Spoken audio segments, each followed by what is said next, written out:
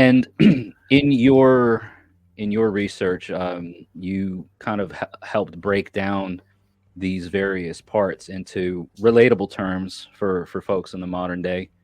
Um, so I think you broke it down to, there's the mental, the spiritual, the physical, and there was another um, Orlog. orlog, yeah, which is another term that gets used in heathenry a lot. That for newcomers may be like, well, what's that? And we can get into that. But your, mental, physical, spiritual, um, how does that align with the terms that one might find when they do a Google search or find an article online and they see words like hamr, huger, philia, things like that? How would those terms, those old Norse words, line up Well, with the what you broke down? Yeah. each of those falls into a one of those categories. The hamr is a term that is typically referred to as the kind of spiritual body, the spiritual membrane that encompasses the immaterial aspects of the soul complex, those things that are unseen, which an old Anglo-Saxon word for that was the firth. Some authors have referred to it as the ghost, but the hamr is that whole spiritual body, which we most associate with things like astral projection.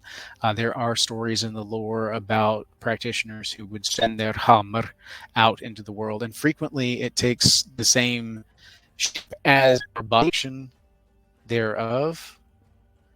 But it can also, according to some of the stories, uh, the practitioner can exert will and change that form. When you fall into something like the filgia falls into what I categorize as the orlog side of things, because it falls into that tangential things that are not necessarily part of the soul, but are still intrinsic to the individual. The filgia being that guide, that spirit companion that walks alongside that individual. Usually it's tied at birth and is the conduit between that individual and their familial luck. The filgia tends to be tied to a family line and follows individuals throughout their lives. Their role is to report back the deeds and actions of that individual to the well. They carry your weird into the well, and then that becomes orlog for future generations. And then the Huger is the thought side of the mind complex element. You've got the min and the mind, which is the mind, the mental parts, and then you've got the Huger, which is the more rationalized, active thought side of it. So it breaks down into almost hemispheric approaches when you get down into the weeds on it. Yeah. Yeah, they're like little branches that kind of fringe off from that main limb or that main trunk, as it were.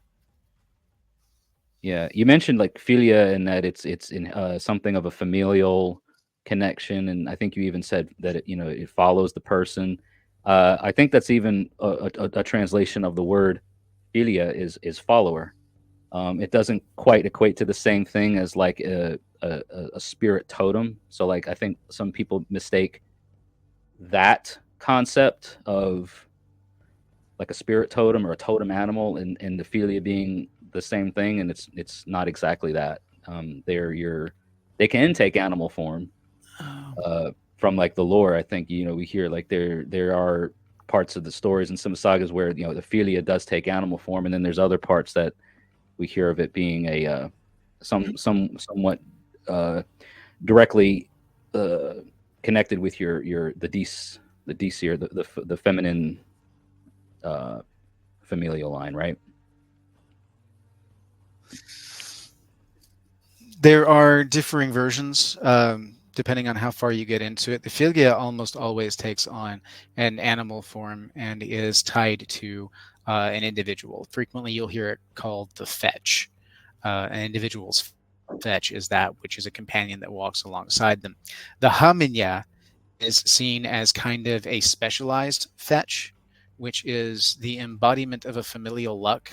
Usually, the Haminya is seen kind of almost in what we see in modern terms as a Valkyrie, as far as an armor clad woman that is ready for battle.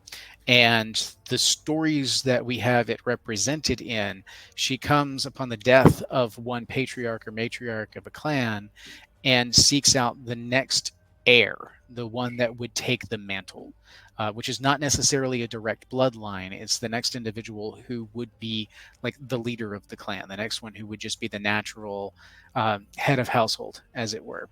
Case in point, like when my great grandmother passed away, my grandmother kind of took on that role as leader of the family.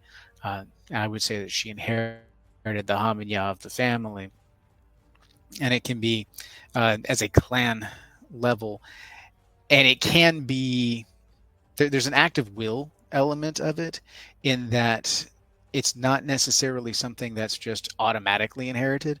When the Hamanya comes, it can be rejected. We've had stories where a would-be prince or would-be next in line uh, rejected the Hamanya, and then it went on to the next one in the familial line. But there's Mm. also kinfetch, which is a straight familial version thereof, that is just kind of a communal entity that an individual can tie into, and is kind of a keeper of the familial luck and the family story, as it were. If the Filgia is the keeper of your story, then the kinfetch would be the family story keeper.